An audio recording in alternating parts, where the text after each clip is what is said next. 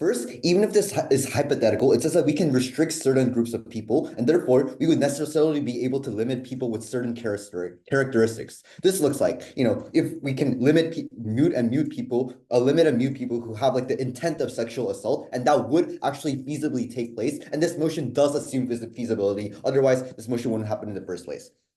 Secondly, I think it's feasible to say that you'd be able to unmute entities, and this unmuting process would look like, how we see in the status quo. Since this is a technology, we tell you within the autonomy of people, you'd be able to change your mind about certain factors and unmute certain people. I think it's a reasonable assumption we can make. Thirdly, on the specific actors that can use this, we tell you it's only adults and not for for minors. It's only people. It's only for minors with guardian permission, and therefore muting technology will be allowed, but adults will decide who they mute and unmute and act as a guardian of the child. This is analogous to how parents have the right to decide for how their child is raised in the status quo. Secondly, though, let's actually consider the burdens and talk about what this debate is about. Notice that this is about choice, and we aren't necessarily forcing them to mute anyone, and therefore we consider this as a positive sum gain. And opposition just necessarily needs to defend the world where they restrict the choice set because they have less choices overall whether to mute or unmute. Okay, two arguments then. First, on discrimination and trauma. Notice that there is bullying on opposition's world, and we tell you this is completely removed from our side of the house. Why is this true? Notice that bullying happens physically, mentally, and emotionally, and by enabling people from being removed physically, but or seen or heard, we provide safety in these victims. Why is this incredibly important though? Notice that suicides happen because of bullying, and that's the main criteria of suicide. And sure, opposition might say that you can have therapists or consultants to help with this, but let's be honest, these problems go beyond the capacity of schools or times with counselors, and the burden itself is permanent. Secondly, school shootings occur mainly due to emotional strains that people have from bullies, and they use it as a way to fight back against this. Therefore, not only do we save the stakeholder from possibly going from being worse off, but we save a great majority from being affected because firstly, we improve their mental state as a whole, and secondly, we can just eliminate people from seeing school shooters or being tangibly impacted by school shooters as a whole. Lastly, on the layer of propensity analysis here and why it is inherently true, notice that many of the victims of bullying share the message that they hope their bullies are gone or entirely removed from their life. As now, even in the point where these people don't bully anymore, and they might still have emotional trauma and past psychological experiences. Why is this important? Notice that you would live in fear insofar as you've been bullied in the past of seeing the same people again and seeing the same people do terrible things to you, and therefore that's something that opening government just doesn't support. Secondly, on how criminals are basically removed and why we can prevent all the crimes from happening. In cases of sexual offense where a victim has to live in a society with the criminal after they've been released, we're giving a temporary emotional strain, and secondly, a physical restriction that we have. By using the mute technology, we can make sure that the safety of the stakeholders is prioritized and emotional burdens aren't pushed towards to the individual harms. This looks like if you are a victim of a sexual crime, we as prop can ensure that your safety and autonomy will be guaranteed in the long run, insofar as you say, I want to mute all people who have the potentiality of who are likely to commit sexual crimes as a whole. This favors government side on scope and magnitude, not only because we're able to protect previous victims from being placed in vulnerable situations again, but possibly many more victims that might come in the future. Secondly, though, notice that this can mitigate possible outcomes of future crimes that might be done to a selective amount of people. This looks like, protecting children from child predators, women from sexual assault. We tell you, teenagers from for example, teenagers from drug dealers. Overall, we achieve the societal benefit and the greater good for the public, not only as we guarantee the safety of these individuals, but we also cut off access to these people who might be approaching approaching others with bad intentions. Sure, we bite the bullet that might lead to more suffering and cutting off people, but we believe that this important virtue of safety outweighs anything else. I'll take a POI if there's any. This technology does not erase the memory. So if you are already being bullied or assaulted, you'll live with the permanent damage forever. Yeah, but firstly, your site doesn't fix that. Secondly, you have security knowing that won't happen to you again insofar as you muted them. And lastly, those memories won't even occur in the first place insofar as you muted the people that caused the most damage in your life.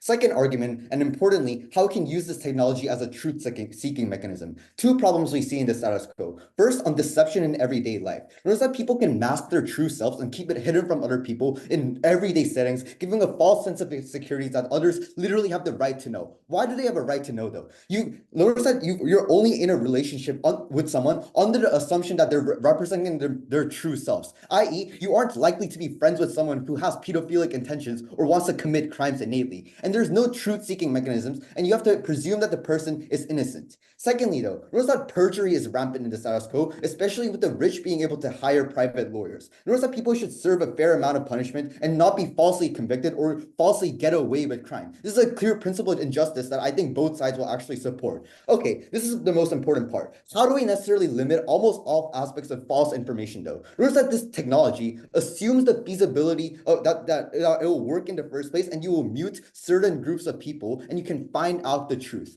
I.e., for example, you can eliminate certain groups of people from your will. Therefore, you can say things like, I want to mute the murder of blank.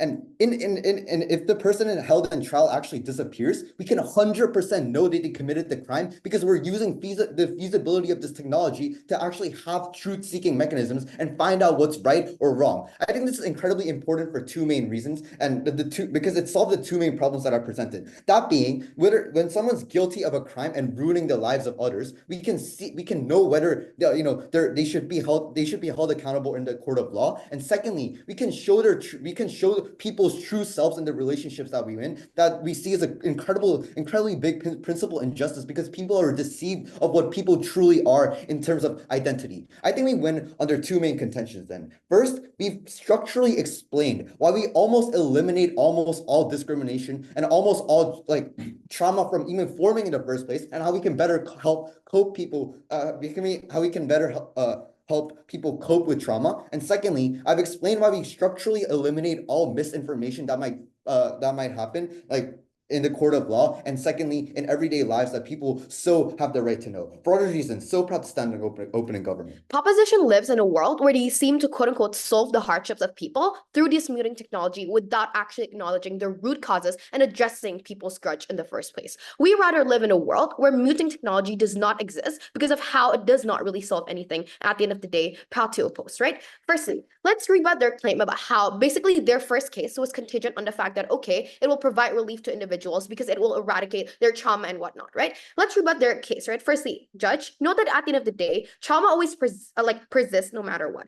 We tell you that even if those offenders would be removed from their life or they would mute them, trauma is something complex. It's a psychological experience. It requires things like understanding that actual elimination under their side. Because we simply tell you that a lot of victims still suffer even if criminals are in jail for their whole entire life, because the memory and feeling is still there, right? The emotion still persists. So either ways, both sides cannot eradicate trauma fully. This means that OG's case is too best case and unrealistic in the first place, because we tell you that the side who will win this debate is a side that create the greatest and most sustainable impact for these victims in the first place. But let's take them in the best case and tell you that, okay, sure, trauma will actually be lessened to an extent. But I think that one, muting technology is simply overlooking communicate. I'll take you later. So muting technology is simply overlooking the idea of the importance of communication in the first place, because we tell you that these disagreements or discourses or discussions are rather what fosters the idea of a well-rounded and nuanced resolution, which I'll be further expanding in my argument later on, right? So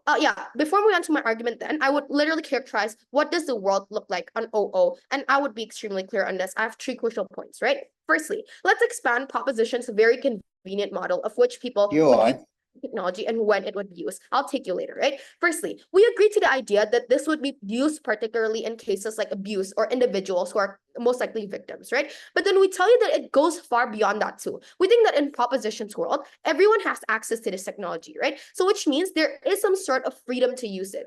This can be applicable to anyone. Because of this, then, this technology would be normalized to an extent in society. This is to say that people who have the ability to also this is to say that people who have the ability to literally cater to that certain argument are likely to use it for things that they don't want to deal with, even if it is not specific to crime or something really harmful. So these are just ordinary problems to them in the first place, but because they don't really want to deal with it, they would use this technology, right? So this looks like arguments with parents where children feel tired and don't want to listen to. So even so the idea that children should actually listen to their parents because they're tired and don't want to listen to them in the first place, they would use this technology even if as a quote unquote loophole in the first place. But then secondly, we would be extremely bold on our stance then. We tell you that we prefer a world where this technology doesn't exist and the status quo remains so, where people cannot ignore conflicts and need to listen to what the other party has to say to see the impacts of their actions on people and people's action on them. We should not find a loophole to run away from the issue and suddenly eradicate any spaces or possibilities for discourse and discussion to occur in the first place. We would characterize people in this case as being rational enough to understand and process conflicts and disagreements. So our path to victory here is clear, which is to prove why not only is muting technology unjust, but it is also something ineffective and harmful to relationships, right? And an important clarification is that we incredibly regret the fact that conflicts and toxic relationships exist, and for example, and trigger warning sexual abuse happens, right? But we think that muting technology is not a way to solve these things in the first place, but rather exacerbates a more toxic and worse relationship in the first place. But positive case one then about the ability to tune people out is ethically unjust. And I would be emphasizing the importance of why humans need to actually hear what other people say, because we tell you that without information, it won't be a well-nuanced world, right? First layer of analysis then, why people want to use this technology in the first place, right? Firstly, under their side, people would tend to use this technology because they want to escape the disagreements or conflicts that exist, because they see other people's perspective as quote-unquote unwanted opinions, where their goal is to have more peace. This technology basically is seen as a way to empower these people to manage their interactions more effectively, but we will tell you how this is simply not true, right? But then secondly, they simply use the way if they don't understand people's point of view. Please don't badger I said I'll take you later, right? This is to say that when an individual is polarized or totally biased and has a strong stance on something, you would disregard the other people's point of view, making them even more polarized to an extent, right? In the sense that you would simply not listen to the diverse perspective in society that exists. You use this as a loophole to escape the exposure to this because you don't want to make yourself in a situation where you have to argue and whatnot.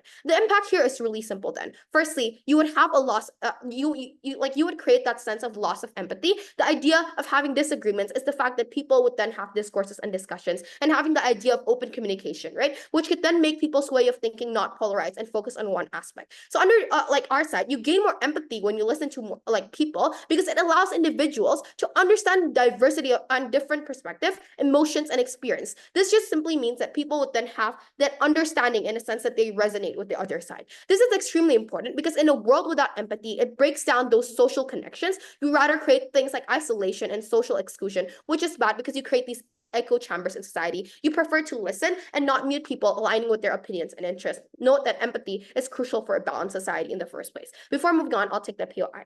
Oh yeah, if you're suggesting that individuals should have the burden of duty to sort of resolve these societal issues, why is the burden of duty on the individual who's being discriminated against? Like if I'm a black person and someone says some sort of racial slur against me, why is it my job to go and address these issues? Isn't it the government's burden Okay, of here's the duty? thing, right? I get your point. The fact that under at the end of the day, the idea of discourse and discussion is crucial, right?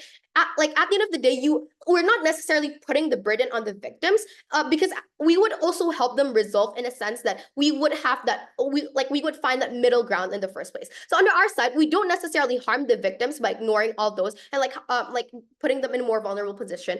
So you cannot be uncharitable about this, right? So yeah, at the end of the day, then how does that actually destroy personal relationship, right? Because we tell you that in the first place, if you live under side if you live under side proposition, it's too perfect to be true, because at the end of the day, you create these perfect relationship without any sorts of hardships or disagreements, which rather becomes too harmful, right? Because you live in a world where everything is too perfect in a way that you only focus on those similarities, where at the end of the day, you're just stalling the inevitable arguments. It's rather an unhealthy relationship at the end of the day, right? With all those reasons, then I'm incredibly proud to oppose. I think the fact that as prop, we can give people the ability to move on and the ability to be in their own social circle where they can relapse their emotional and physical abilities, we certainly win this debate. First, let me reframe the entirety of this debate and why we still take the frame that we did. First of all, Al Loeb, quote unquote, said, don't necessarily harm the victims, right? Sure, and the absence of a stoplight at a busy intersection doesn't harm either, but the inaction enables more harm. Like the entire framing that comes from OO, we see that OP doesn't do anything from the first hand. With that being said, I'll move on to some rebuttals. Okay, first of all, they say like how discourses are important for both individuals and how that's the success, and muting technology will somehow destroy that. First of all, 2 layers under this. First, we tell you that discourse between sexual victims and sex offenders is not needed, right? The core problem here cannot be directly found. The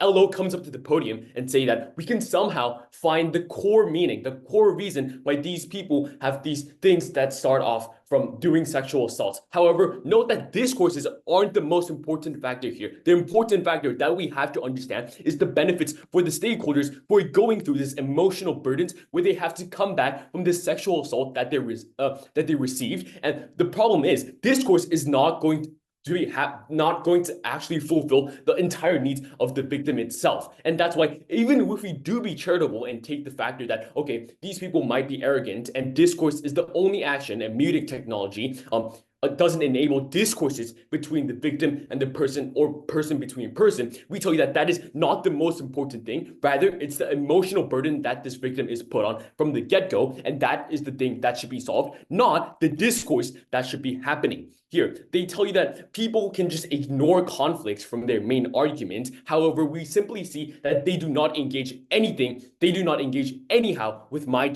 Jace's point. 2 layers under this about how people are going to be polarized and they're going to be sustained in this echo chamber of a loophole. 2 layers under this. First, this literally shows that they simply disregarded the point about this. They simply disregarded our second argument, which they literally dropped, about how people are directly able to find out the inner nature of people and how people are inherently subjected to like just having a substandard image. No, thank you. Additionally, we tell you that people do not always disregard from open discourses and such and such. We tell you that bullying happens because of emotional trauma, and OP somehow tries to justify that victims are bullying, or other people in general are arrogant bastards that don't want to engage in dialogue. However, OO here is super uncharitable to the point that they somehow characterizes people of incapable of potential discourse, right? Sure, let's take the best case point that these people are arrogant. Then why does bullying persist? Is because everyone is different, right? Not everyone has the guts to engage in this dialogue and discourse and go up to the person who bullied you for several years from physical and mental strain and go up and have the guts to actually engage in an open discourse. Because what? Another bullying might occur, and these people have the emotional PTSD that they come from. As prop, we at least hold these values and take these values into considerations that people not might have the full capacity or the ability to actually go up and engage in a dialogue and manage their hardships to the fullest. Rather, we value these stakeholders in their personal benefit in what they think is the best way to go upon this, not what the general society views this and upon. Now, before we go into the rest of rebuttals, I take that POI. We won't have an action under our side. We would still have things like discourse and discussion. We literally already told you this, because if victims just escape under your side, you overlook the opportunity for them to grow and actually heal from engaging in like these real life experiences. You draw away them from the reality. Okay, you won't be coped when you talk to your past sexual assaulter. That's what I've been talking about for the past 4 minutes. Engaging in a direct conversation with the person that sexually harassed you doesn't fulfill anything, nor does that just eliminate the past sexual trauma or the emotional burdens that you went through, nor does this accomplish anything for both sides, because what? This victim doesn't want to manage their friendship with this sexual assaulter who is the inherent criminal behind this. This doesn't establish anything. Additionally, somehow you have this misunderstanding of this muting technology is persistent and how this is always permanent. However, this is just completely uncharitable and unengaging with my first speaker's point that these devices are actually temporary and you have the ability to actually shut this off or take a pause from this or put this in a more temporary action rather than permanent, right? We tell you that, okay, from the extreme cases that we present as like, for example, like a sexual assault or a victim, we tell you that as a person, for example, like for a person or a friend who fought, they have to have the social circle or the time that they need to manage themselves to think about and reconsider the things that happened and actually mute them for like 2 hours or 3 hours or even a day if that's the maximum amount of time they need, and actually fully develop the ideas and the mental capacity to actually go back and engage in a dialogue. This doesn't mean that you're gonna mute your 30-year-old your 30 years of best friend just because you fought over a simple argument and somehow you're gonna be distant and polarized from everything else and you're a person that just doesn't engage in any conversation. This is not what we're saying. We're rather saying in order to manage this discourse, we're actually providing the time to rethink and reestablish yourself within the time given with this muting technology, for example, like 2 hours. And we as prop provide this while the op has still not rebutted against this. Now, onto some reconstructions. We literally tell you that this technology can act as a truth-seeking mechanism, which the op still does not engage on. Here, we tell you that this is our main push, right? We tell you that people actually have an image and a forefront that they cover up, right? Moving on from like friendships and all those minor details, we tell you that there's more important things in daily life, such as keeping child away from child predators or keeping women away from sexual offense. We tell you that these are the most things that are prevalent in society and where we find these mute technology will be useful in, which we provide in our propensity analysis. We hope that more discussions will come upon this, which the opposition still hasn't rebutted against, and this is our main push, and that's why we win on propensity and scope. Thank you. Judge, if I had muting technology, I would likely use it during the debate to ignore really good arguments from the other side that I wouldn't be able to rebut. I'd use it to ignore constructive criticism and feedback from judges that I don't like and that I don't agree with. But the fact is that the feedback will still stay true. There will still be things that I need to improve. I think the fact will still remain that another team won over us and is better than us. I think that trying to indefinitely ignore that thing is what's likely to happen on side proposition. This is never in any way like a good thing. I think it's incredibly abhorrent that things like trigger warning, sexual assault, and bullying happens. We say that it's never a good thing to try to ignore it, and this rather actually traps you in like the situation for a longer time, and you're going to be indefinitely stuck in that situation with and there will seemingly be no other option but to just keep on ignoring. We think this is actually going to harm your mental health far more because you're still aware that like you're using this muting technology, so you know that there's something that's harming you, there's something that you seem powerless against. I think this is a bad thing that we're not supposed to like allow people to go through. We're giving you a very clear principle framework as to why in like all cases muting technology is actually going to lead to worse outcomes, worse relationships. I'm going to be talking later in my substantive speech about how this is actually going to cause more harm to like wider levels of society.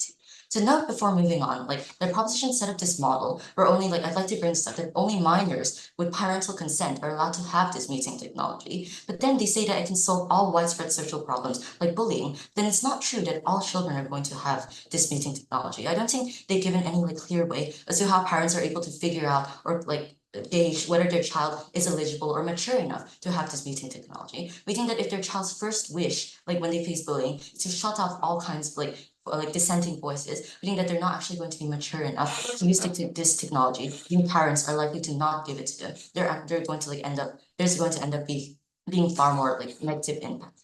3 things to expect on our speech. Firstly, I'll be dealing with the contention, like safety and bullying, and like how like victims in bad situations, I'll take you later, are actually going to be impacted by this, and also like the widespread tangible impacts. And I'll also be bringing a new substantive to strengthen my case. So firstly then, they tell you that people are able to use this as a defense mechanism on their side when being like bullied. But we tell you that this is only delaying the inevitable. We think there's still going to be an unresolved tension by the fact that you're still continuously using this like technology. You know that like something bad is happening to you, but rather than trying to face this, we think that you're going to end up being timid. You're going to end up being a person who sees the only way out as plugging your ears and accepting what's happening to you, but like in a way that you don't want to actually face the reality. I think you're either going to isolate yourself like from this reality. And then they tell you that there's this they give you this very jumpy assertion that people are able to determine for themselves how to use this technology, and because of it, they can just pause it and use it like only when they actually need to. We tell you that exactly because like this is going to be like normalized in society when most individuals use it. I think there's going to be like a far larger chance that people are using it in like normalized situations, not just for like incredibly like, extreme situations like sexual assault. We tell you this is going to be like very bad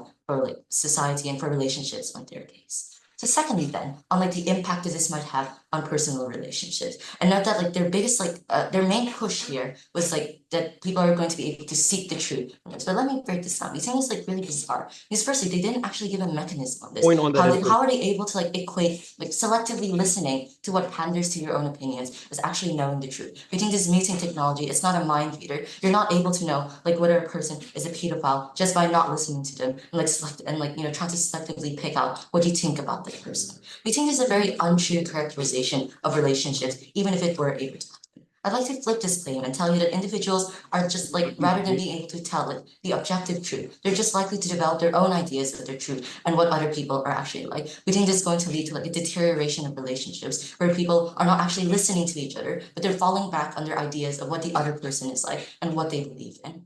And then they had this point on how the duty of responsibility on our side will fall on victims. We already shot this down, like we already shot this POI down for my first figure, but let me destructure it. Two things here. Firstly, we think this is Point of never our information. stance. We think that rather than having to listen to abusers, victims still have the ability to cut off the relationship, to break off, to find a source of support, to get like therapy, or to like find their friends who actually understand them. And this is actually far more likely to happen on our side. And this benefit is actually like very like minimal on their side. We think that muting is just a superficial and unsatisfactory way to get closure. Of course, not every like victim wants to like, get closure by talking to their abuser. I think that's not actually what we were fighting for. We say that in action, the bad thing that's going to happen on side proposition is that inaction will happen. Because it's subtle. It's a very pernicious harm. Because the thing is, when people are like trying to be more apologetic to their friends and to like they're trying to be apologetic to like the people that they love and who they've known for so long. We think what's going to happen is they're just going to block out things that they don't agree with, things that like are actually problematic. Like if your friend has like really like extreme opinions, we think you're actually going to try to preserve the relationship by not listening to them. It's actually going to be very harmful because you actually misrepresent the relationship that you have. We think we've already shown so far why we're far ahead of that game. Okay, yeah, I'll take that POI. If the abuser wants to talk late at night, would you also wake up the victim since the abuser wants dialogue and relationship? We tell you, but that's not what we've been talking about. We tell you that on our side, it's still possible. Like the form of closure on our side isn't that people have to talk with their abusers. We say they're able to like break off, they're able to get therapy, they're able to like cut themselves off from their abusers. But that's not actually going to happen in your case, because when you just try to silence other voices, you're still going to try to like stay in that relationship, and you're not going to be able to grow and like fight for yourself and actually like put an end to that relationship and actually like stop the abuse that's happening to you. And this actually leads into my like substantive case on reality escapism and how propositions world leads to more power imbalances. So note here that like muting is applicable both ways. We think this is something that proposition hasn't really considered yet. While victims and vulnerable people can stand to gain like a very minimal benefit for this, we think there's a far larger harm when perpetrators, when abusers, when people with disproportionate amounts like of power can actually use this muting power to like just block out all voices that they don't agree with and actually like justify their own like their own like ideas. We say that expanding far beyond like interpersonal harms, this can actually have impacts on like a societal scale.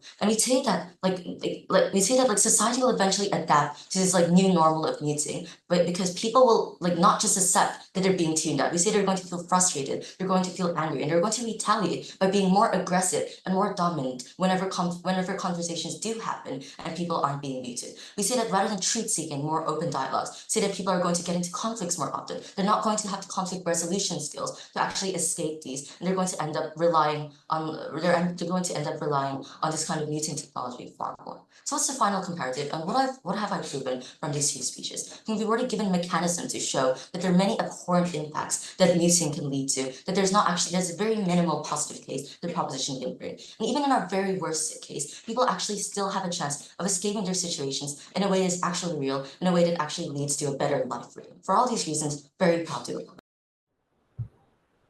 I think that the only reason why side opposition is able to claim that the benefits on government are marginal at best is simply because the opening house has misconstrued what this entire debate is about, right? At the end of the day, a world in which individuals are able to implement mute is simply a debate about whether implementing a mute is beneficial for the individual in question or not, right? And before I go on to like the responses to the most egregious claims on opposition, I'd like to do a whole lot of recharacterization as to what the counterfactual actually looks like. I don't think that our opening has been very charitable in their characterization of the world at large, and here's the more realistic point of view, right? So first of all, you have to contend with this entire notion that there is I don't know, you're able to unmute in some sense, right? I don't think that you're able to claim maximum delta on site government if you want to scribble your way out the motion with this sort of claim, right?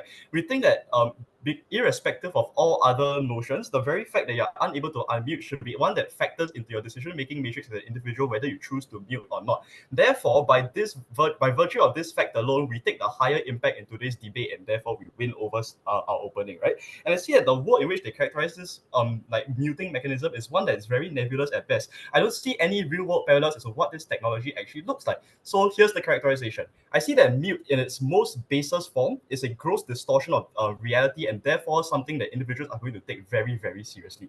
Therefore, in most cases, when you do decide to mute somebody in like at all, you're already past that point where it is possible for you to take any other recourse against the individual, and the individual has simply become unavoidable in your life and is causing you considerable pain and anguish. I think that there are a few reasons why this is the case. First of all, your mute technology is likely to be quite expensive, and there's quite likely to be a large financial barrier towards individuals already. I think that second of all, governments are going to restrict the use of mute because of the very invasive nature of the procedure in itself. Implementing this technology in your brain, affecting your view of reality, is not something that governments are going to take very lightly, right? I also like to contend with this entire characterization of mute as a godly mechanism that is able to somehow distinguish truth or falsehood, right? I see that at the end of the day, what mute only does is that it only changes your subjective perception of the world. It doesn't change what actually materially happens to you, and therefore the entire case that side OO and OG are contending upon about whether abusers are going to mute you or not doesn't actually exist, because of the fact that most people are not going to mute those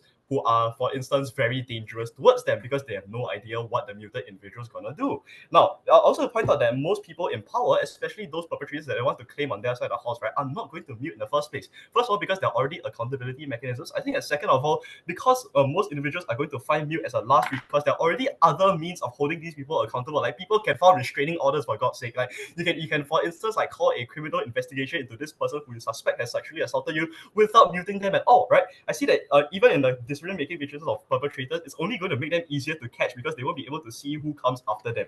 Now, with that out of the way, move to substantives, to like unique extensions, right? First of all, the principle of justification for why you must mute in the first place. I see that most suffering and most harm that accrues upon the individual only accrues in the sense that it is a subjective perception of what happens to you, right? So it can have you can have something materially happen to you that is like basically like, I don't know, terrible. You can also have something that you just find disagreeable, but it causes you a whole deal of anguish, right? Therefore, we see that the only beneficial logical recourse for these individuals is to simply silence these perspectives that cause them such anguish, because of the fact that it's only them who is able to change their own subjective perceptions of the world.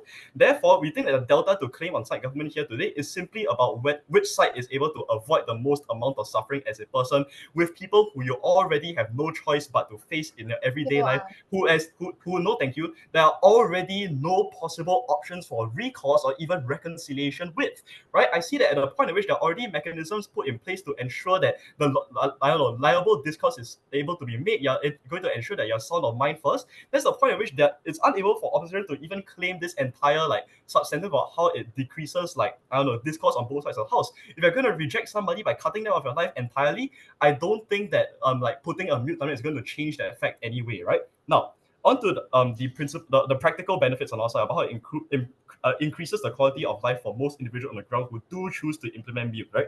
Now, I think that the main premise by which this case works is they're able to silence an individual or group that maintains a stance that causes you a lot of pain. Therefore, the delta is they're able to reduce all possibility that you, the person, are going to be harmed by this specific individual or group. 4 mechanisms and 2 tiers as to why this is the case.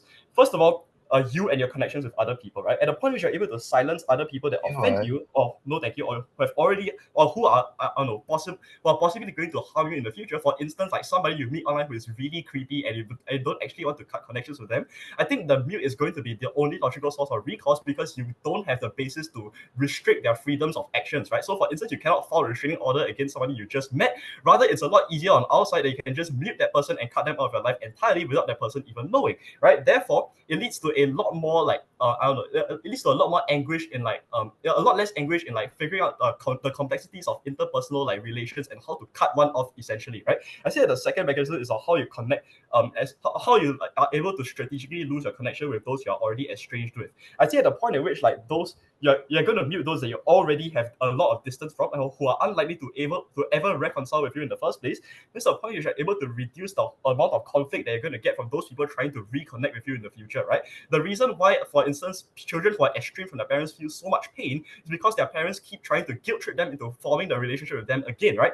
On our side, that's simply not a counterfactual which can happen, because you simply just reduce that. You should be like remove that perception of the person from your life entirely. The third mechanism is about how you connect with society and your own self-perception, right? This is especially pernicious towards, like, for instance, minorities, like for instance the LGBT community, or even just like racial minorities in general. At the point where you're able to mute groups that essentially like decry your existence, who try to deny your value as a human being, that's the point where you're able to unlock a whole new world of experience in which you are free from these narratives that tell you that you are nothing but, for instance, a faggot, nothing, for instance, but like the N-word, and you're able to have a much more positive view of yourself, and therefore actualize one of the main goals of you like existing in the first place, which is to self-actualize and therefore affirm your own identity, right? And I see that that's the benefit that side of opposition is unlike to claim on their side as well.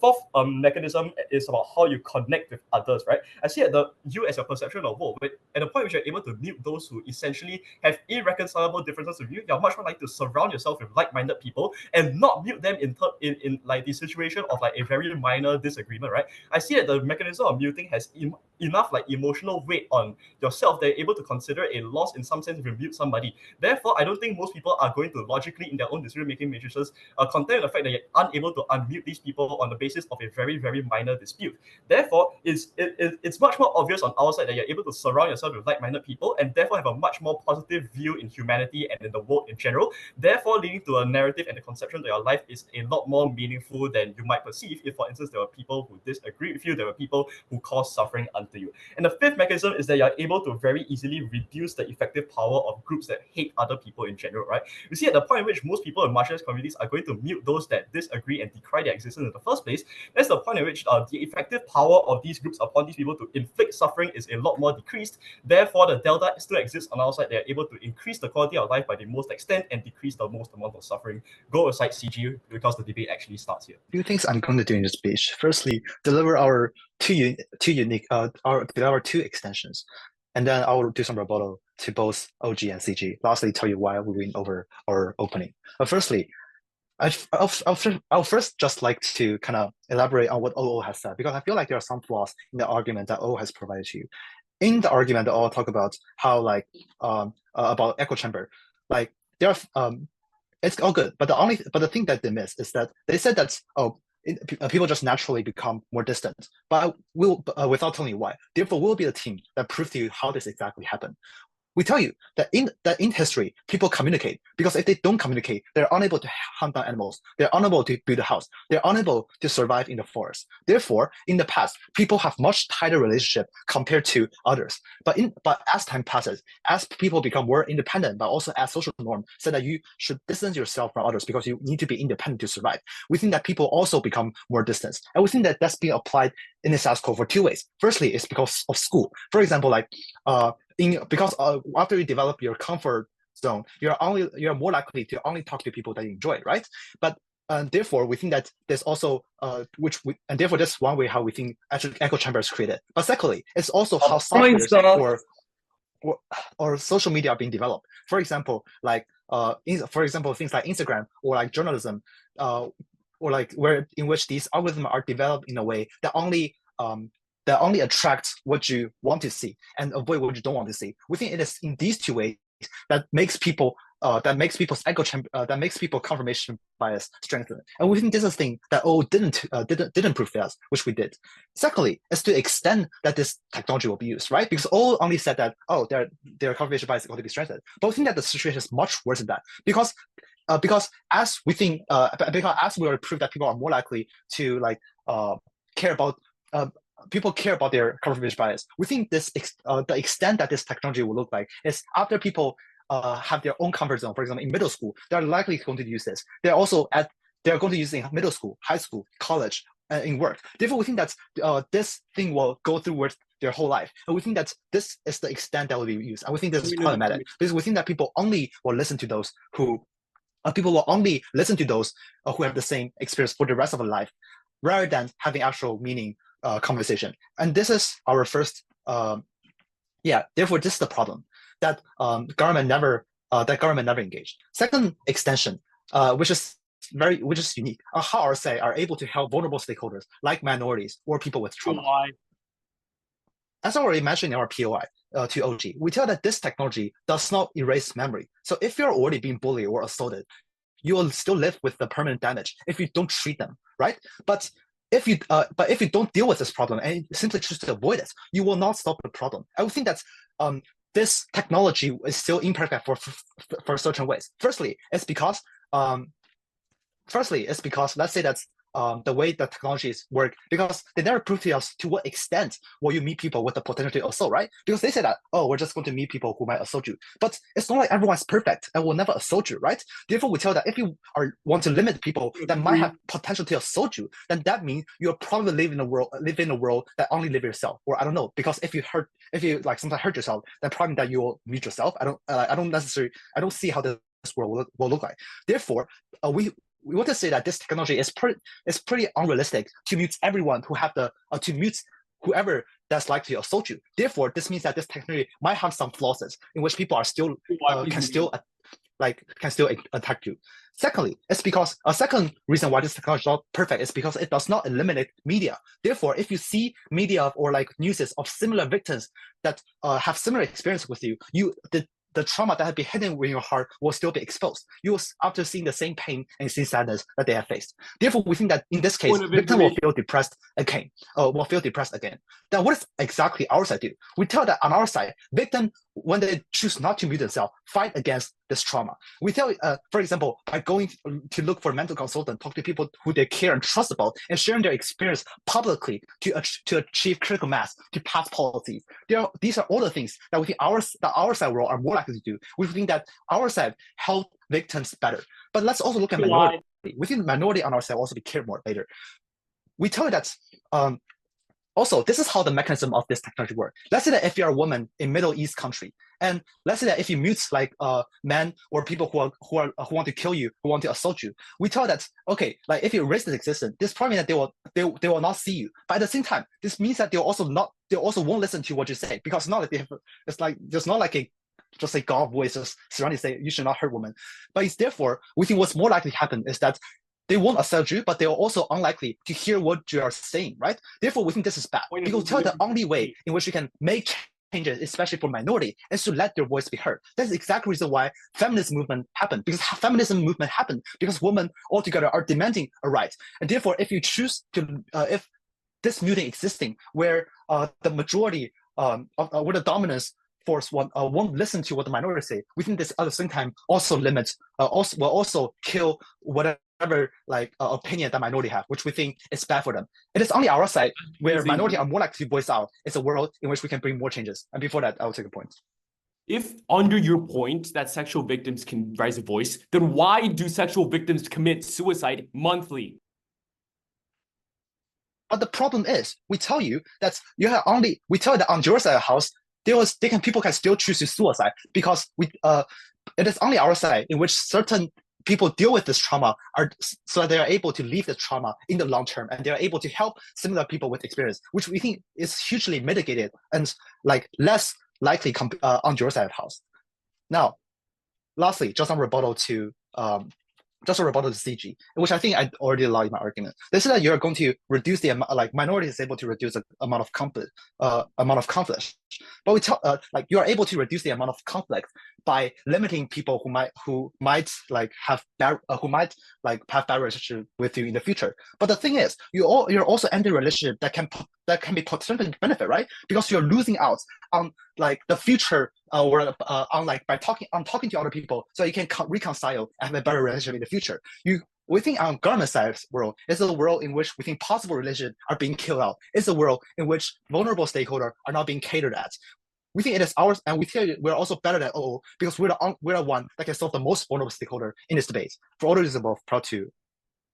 I think that the main distinction that we have from our opening is that first on the nature of assault and sexual crimes. We tell you that individuals are unlikely to mute like perpetrators of assault and sexual crimes, and I don't think the debate is about these sort of like physical perpetrations. Why is this the case? Like my previous speaker already gave to you a redefinition of the reasons why individuals will mute. And individuals are obviously not going to mute like sexual crimes or individuals who would commit sexual crimes because there's a danger and propensity that the sexual crimes might happen again. And this time you're not going to be cognizant that it is happening, well, it in fact is happening to you. So this becomes extremely dangerous to the extent that you can be raped in the street and you have no idea that it's happening to you.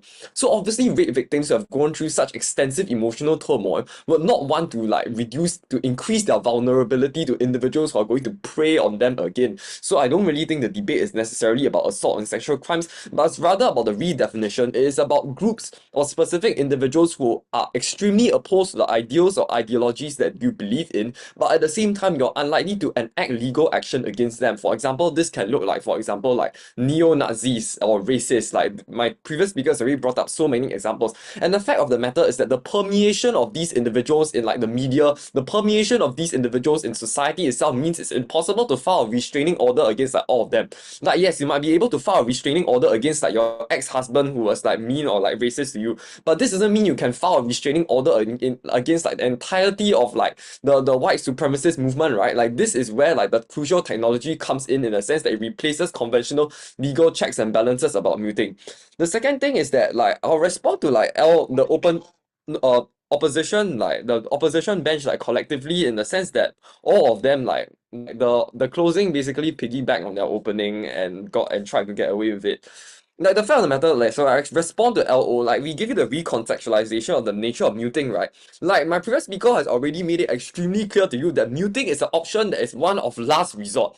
It is something that occurs when you exhausted all available options. This means you have sought option from therapy, you have gone to the psychiatrist, like you have sought all available like support groups and whatnot. And the fact of the matter is that this is going to be enforced with the legal setup that my member of government provides. We are going to model the litigation under like existing like claims of or existing like legal frameworks for things like euthanasia, things like divorce, things that the government tells you, are you very sure you want to embark on this decision? This is not something you want to take lightly. So we think that muting is not something that individuals who are just like opposed to our idea will just simply opt into as a way of enhancing the echo chamber. It is a way for individuals to purge immense emotional grief that comes with like the everyday experience of like being like called the N-word or like the F slur just because you walk on the street, right? It's not about like the past emotional trauma they've experienced, but also the present emotional trauma that they are going to experience for the rest of their life, because every day of their life they're going to be reminded they are a minority and there's no way of getting these like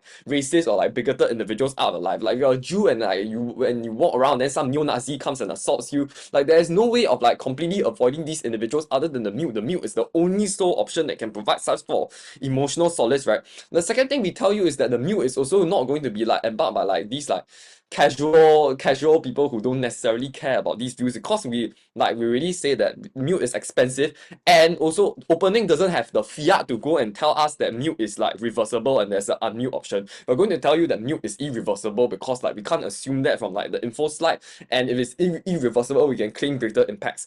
So they tell us about like the option of discussion, right? Like how there's like opportunity to discuss the individual. But I don't really see why this discussion is like necessary. Like if I'm a Jew, like no amount of discussion on my part can actually persuade like the far right like AFD or like some kind of like neo-Nazi like collaborators to come and agree that I as a Jew deserve to exist. Like the harm that these like groups bring me, no thank you, as an individual is like beyond discussion and reconciliation. It's not at the point whereby like you can sit down and have a simple friendly chat about it. It's to the extent whereby you're actually trying to get away from it so much.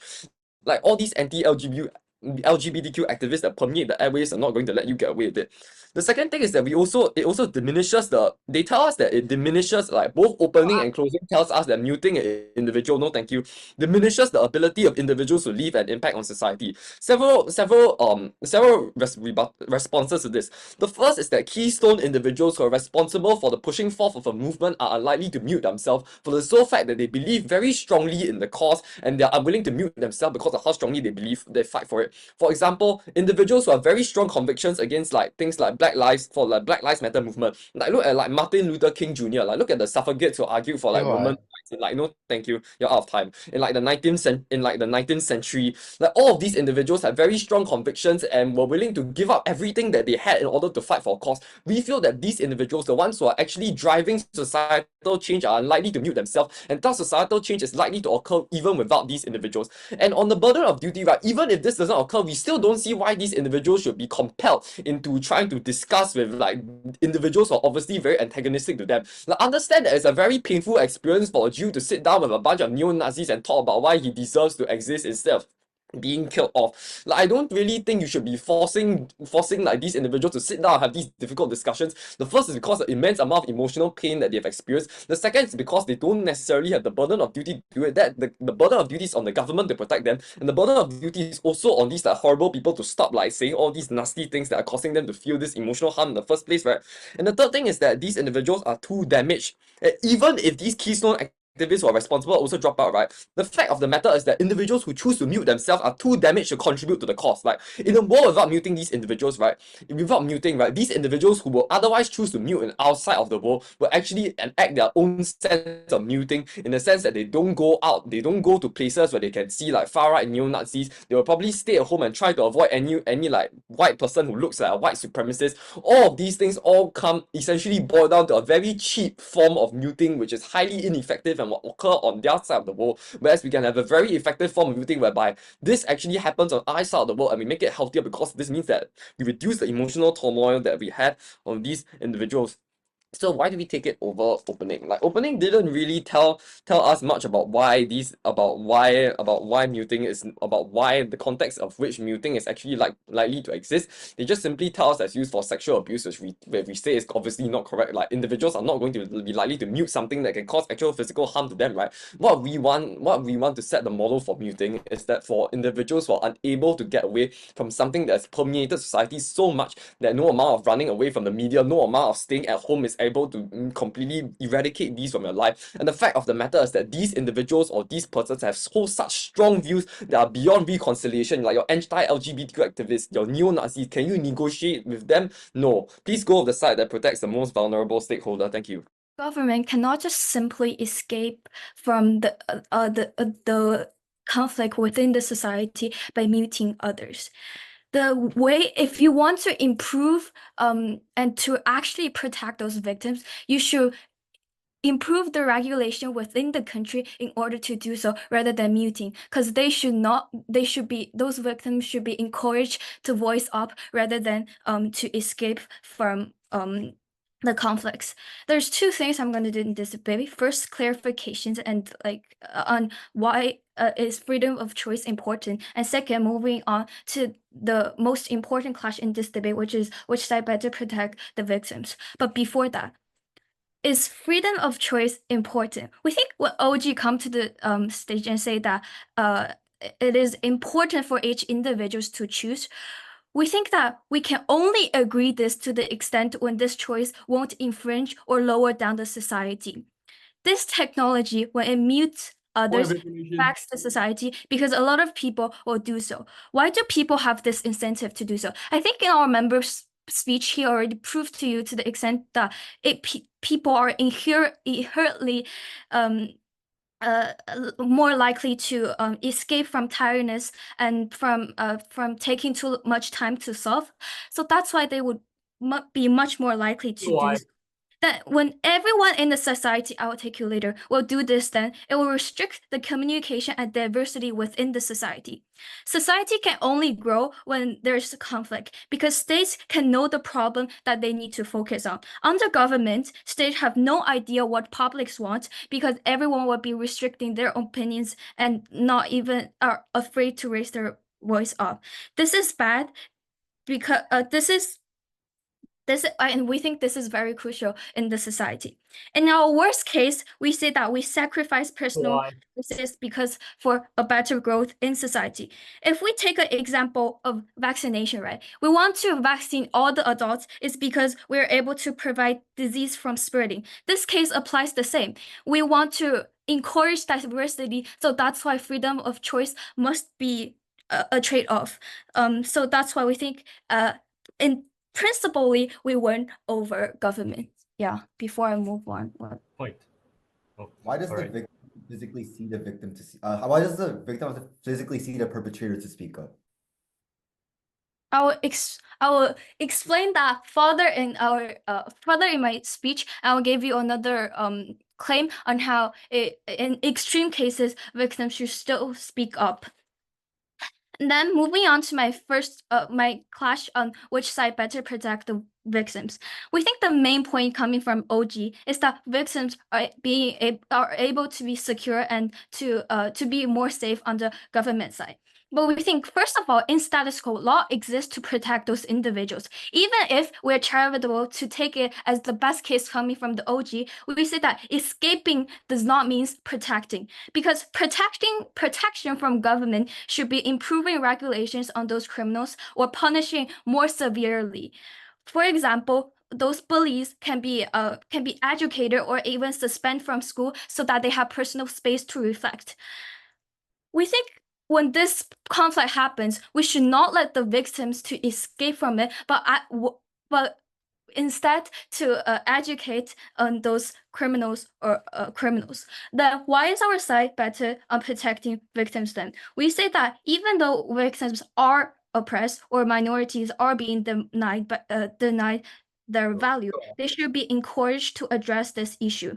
But under Gov, once these victims have this tool, they will escape because it's the easiest way for them to do so. In the worst case, this may seem to be forced for those victims, but this way we allow more Me Too movements to happen in the society. We've won over OO as they never proved to use solutions and why under our side is better. As in my speech, I have told you that by encouraging those victims and allowing them to address these issues, they're able to better solve the conflict within the society. And thirdly, the CG talks about like that people will only use this technology in extreme cases where they have strong beliefs. We think that we think that UI.